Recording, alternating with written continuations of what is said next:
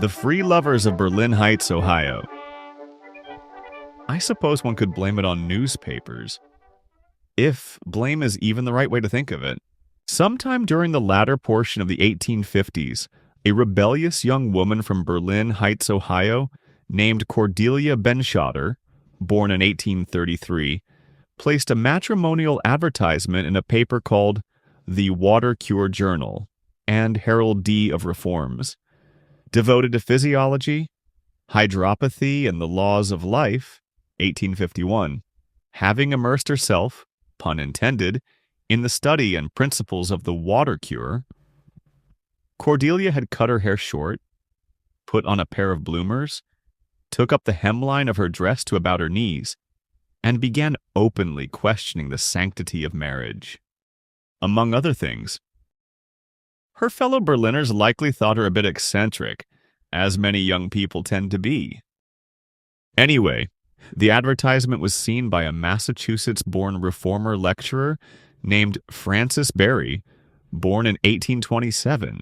As a consequence, he went to Berlin Heights to see the lady who'd placed the ad, and by 1854 the couple had taken up housekeeping sans consecration by the church or state. And so it began. Berry, along with several other liberal thinkers of those times, had long envisioned a communal society wherein men and women worked and played together as equals. This, they opined, would eventually result in an economic security and equality that would prevent either sex in entering into and enduring loveless marriages.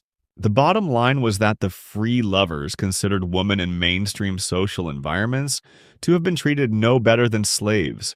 Men owned the property. Only men could vote. Men had the money, or most of it, and women were there to serve and obey them.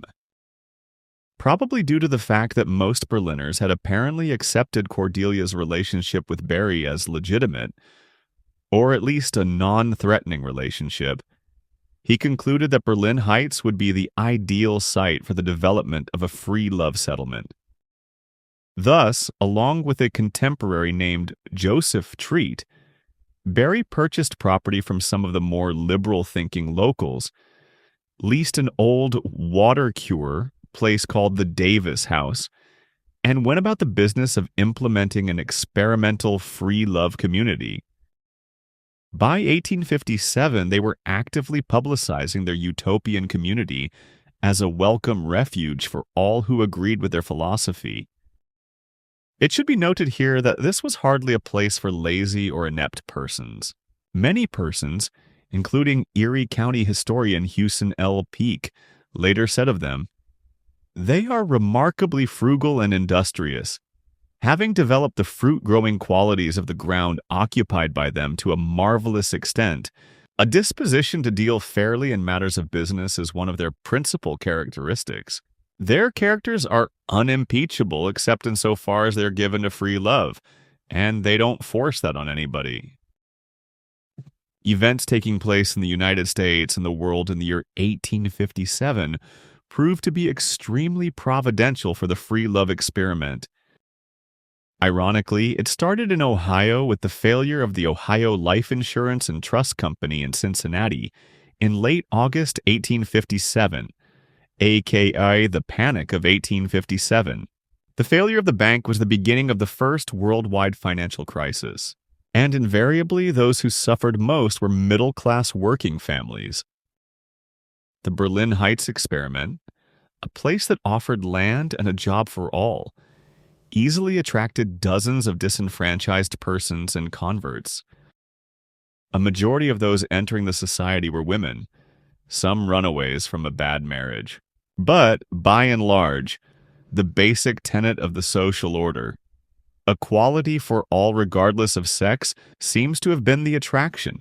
And indeed, the U.S. Census data from that period graphically shows that there were no women listed as keeping house in their settlement. If a woman was charged with taking care of a home, she was listed as a domestic worker, and she was paid for her services. And though there was on occasion some trouble in this paradise, it was not from within the society, but from without. Historian Peake wrote, "It is certainly true that they had a secluded and lovely bathing place on their small domain, where members of the opposite sex and compensative temperaments were accustomed to retire in the heat of the day to give practical demonstration that Eden innocence had come to earth again.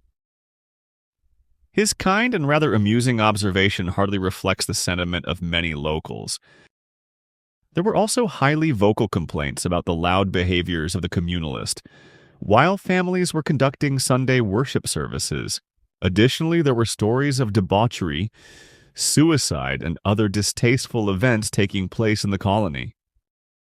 Berlin Heights historian, writer, and spiritualist Hudson Tuttle gave the following account of an incident between the townsfolk and Barry. The Berlin people are noted for tolerance, but it may be presumed that the socialist, John, with their strange ideas, did not always find their paths strewn with roses, and the citizens still retain fresh in their memories. How when Francis Barry attempted to mail a number of the obnoxious Age of Freedom newspapers, 20 Berlin women seized the mail sack in which he had brought it on his shoulder to the office, and made a bonfire in the street. The supposed tolerant citizens of Berlin Heights tried working through the courts to discourage the free lovers in hopes of having them abandon their community quickly and permanently. But the results were negligible, and after hearing reports of a highly charged meeting of Berliners, critical of the free lovers' residents of nearby Florence Township, openly registered their disgust with the intolerance demonstrated by their neighbors. Things seemed to be at an impasse. So what happened? Gradually, a good number of people and newspapers became sympathetic with the communalists. They portrayed them as icons of free speech and a free press. Any moral issues they might have had with them dissipated, and the locals who came to be known as the Friends of Tolerance began to accept them. By 1860, Francis and Cordelia Barry, she did take his name, were living in Illinois and had a son, and those who remained began to prosper as fruit farmers. As time passed, the free lovers were absorbed into the general population. It was as if the tensions between townsfolk and colonists had been the glue that had held the free love movement together. In many respects, this free love experiment was the mother of women's suffrage, and what we now consider to be the women's rights movement, at least in America. Whatever the case, it is certainly both an interesting and vital chapter in the history of Berlin Heights, Ohio, our community, and our nation of a yesteryear. And just think, it all started with a little newspaper ad.